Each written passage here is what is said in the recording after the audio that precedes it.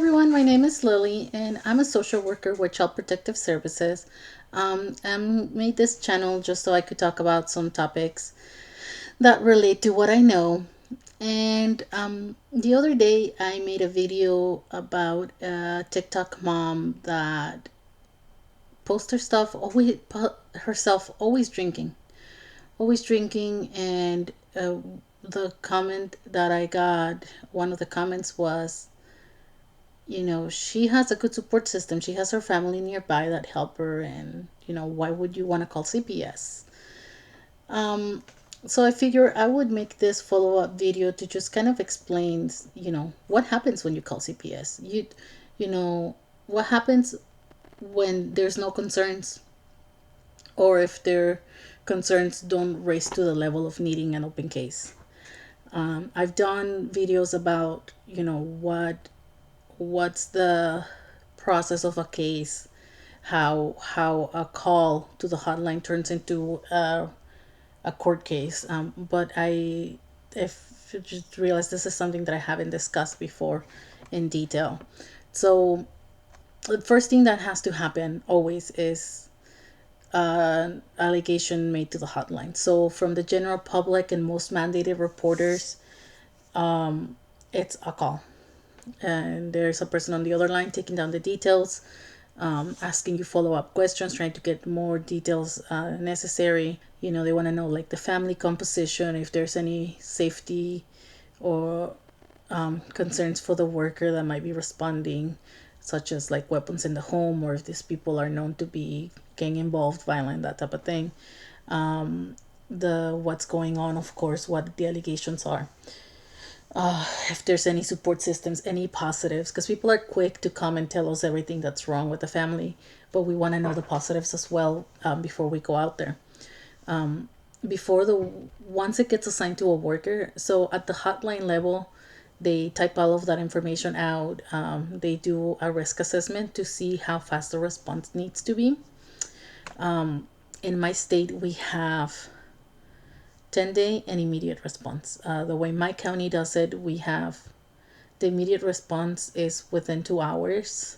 The state level is 24 hours. But we also put in a 5-day that's kind of in the middle. So, and then the 10 days, just depending on the level of concern, or the situation of what it is, right? If there's any reason to believe the child are in immediate risk, we go out right away. And it won't always be, sometimes that response is to the home, and sometimes it's to the school, or it might even be if the child's in the hospital, with the daycare provider. Depends on the situation. We don't automatically go to the school. We want to assess, what's the risk, are we gonna make things worse by going out to the home and interviewing this kid with the parents around, or do we want to have the opportunity to talk to this child in private, away from the parents, give the best opportunity for them to disclose any concerns before going to interview the parents. So I want to use the situation with this lady as an example, because I do think it happens a lot. So there's this girl, Maia Knight. She's 25. She has twins, and she drinks a lot. She is constantly putting up her TikToks of her drinking, and it's, sometimes it might be one or two drinks. She's a single mom. She's along with her two kids, and one day she posted something saying she was going to drink a bottle of wine. Another day she said mommy had 4 instead of her usual 3 drinks. That she drinks a lot of White Claw, that's spritzer or seltzer. I'm not much of a drinker. I drink margaritas. I'm old school. My concern as a social worker is you are not 100% in your right state of mind if you're drinking. No matter, the level of the amount of drinking impairs you to a certain degree, but you're impaired from the first drink. From the first drink, you're different. So it might not be a huge level, but if it's constant, You're not, as you drink more throughout time, your tolerance level builds up, so you need more alcohol to feel its effects. But it does affect your body, even if you're not aware of it, even if you don't feel the buzz, it does affect your brain. And yeah, there's a support system, so that's good. That's what's going to be part of the investigation. Who is the support system? How are they aware of what's going on? Is there a plan in place for them to come? Does mom always call grandma to babysit when she needs to go out drinking? If she's going to be drinking at home, just putting the kids down to sleep while you drink is not good enough. That's not, because they wake up. There's something had happened, the apartment can catch fire. I don't know, something. And the kid may get sick. Something can happen that you need to be able to respond 100%. And that is for any parent. As an adult, you make your own choices if you want to be impaired for your own, where you might risk your own safety in case of these, you know, random emergencies that might happen. That's fine. It's your choice to do it. But when you are in charge of a minor, you are 100% responsible for them. And you need to be 100% responsible. That's the thing. Especially it's twins. It's twice the amount of responsibility. So yeah, so CPS response, they would interview her, see, let's say they go through her videos, and mostly would be the education piece, like I'm doing now. Just knowing that you need to be able to pace yourself, to have that you might get more intoxicated than you believe you are. You don't really feel it sometimes, like I said, when you're used to it. And you may end up drinking more than you believe. You're not responding at the same speed or at the same level. It's not the same as being sober. So that that would be the first part. It would be also trying to get at the level of concern. Is this their first time that there's been an investigation, or is this a pattern that they have? Is there been other efforts to help the family? Has this parent attempted to get sober in the past? Has there been previous failed attempts or successful attempts? When there is success, what are the things that work? What didn't work? So we can make sure that whatever safety plan or plan with the family that's made, that it's something that we expected to work. We don't want to set up a plan that we expect to fail. So with all of that in place, I would reach out to the family. I would ask the parent, can we contact your mom, your sisters, so whoever you have for your support system, and get their perspective. Does anybody believe you're drinking too much? Has anybody ever told you you should stop? Have you ever had any negative consequence because of your drinking? Those are all signs of a drinking problem. Any negative consequence. So a DUI, another, intoxicated in public ticket, losing your job, or having, being late for your job constantly because you're hungover, having any kind of health problem because of it. Though all of those things are signs of having an alcohol problem or a drug problem, depending on what it is, right? Because a lot of people smoke marijuana thinking, it's legal, it's recreational, it's fine, but you could have these adverse effects. So the thing is, you are fine to drink or use marijuana recreationally, but when it's affecting your life negatively and you continue to do it despite the negative effects, that's when you have a problem. Because why would you want to do something that's affecting you negatively when you know it's impacting you negatively and you continue to do it? There's something not working right there. So fine, we do that part. If it's found out that there's no concern, this is we'll just do the educational part to say make sure you never go past your limits, blah blah blah. It's good. Make sure your children are always safe, protected, cared for, all their needs are met. do their checkups, all of this, do the educational part, and we're done.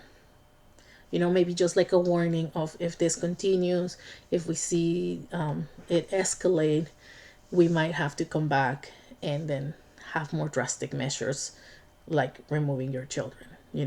We always want parents to know that that's the worst case scenario. We're not going to automatically go there.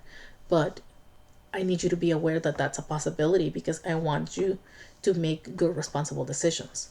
So the next step, let's say that I am concerned that it is a little too often, or you are having some of these adverse effects, being constantly hungover, letting your kids stay on the crib for a couple hours each morning while you're trying to wake up, but you can't. You're feeling miserable because you drank too much the night before. That's a problem. So we might look at making a plan, maybe making a family plan where you're drinking, you're young, you want to drink, you want to do this, but you also want to be a responsible parent. So you can, maybe have the kids with you during the week. You don't drink during the week, but on the weekend you like to drink. Send the kids to grandma's house for a sleepover, and then you can drink all you want and be as hungover as you want Saturday morning or Sunday morning.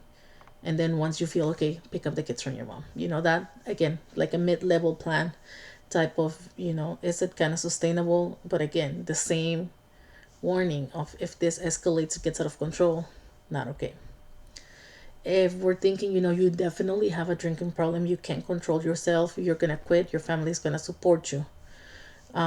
We would put a safety plan in place where we're saying, yes, there is a safety concern. We are concerned about your drinking, but we want to work with you. We don't want to automatically take your kids away. So that, and this time, once we identify, yes, that is a concern that your kids might be hurt or neglected because of your inability to control your drinking, then we put it down in writing. We have our forms that we fill out, and we come up with a plan that's going to work for you. So you're going to get into rehab, or you're going to do meetings, or whatever it is that's going to help you with your addiction. We're going to have your family help us support you during this plan. Whether it's the kids stay home with you and your mom checks in, or maybe the kids go stay with your mom until you're set up into a program, or whatever, it's going to work with the family to help us mitigate the danger that we've found. These plans are usually 30 days. I don't know, they're different in other places. Ours is 30 days. And it's just because our investigation is 30 days. So at the end of those 30 days, we might say, okay, everything's good. We can close it. You continue with whatever, with this plan is working for you. It's not an obligation anymore. That's just to get you on your way. If at the 30 days we still have concerns, they might come up with a different plan or renew that same plan if you're kind of struggling but kind of there. If we're definitely still concerned and the plan is not helping and there's still safety concerns, that's when we start talking about removing the children and placing them in a different situation. Our first priority is the relatives. Well, our first priority is the parents. If we can work out with the parents, it's relatives, and then last alternative is foster care. We don't want kids in foster care. It's actually really expensive. It's a lot more work for us to have kids in foster care. It's easier to help support the families. But again, depending on the safety concerns, that's not always possible. Once we make it to that point, that's when it turns into possibly a court case, or we might even offer a voluntary situation where you say, you know what, I know I have a problem, but I can't get help because I have to watch the kids all the time, and I can't take care of myself when I'm taking care of them. Then we can make a voluntary plan where you say, okay, the kids can go stay with your mom. They're gonna be like officially under foster care. She can get the foster care reimbursements, but it's only a voluntary plan for 6 months. You do the classes that you need to. You get yourself sober and in a good place. Then the kids can come back to you.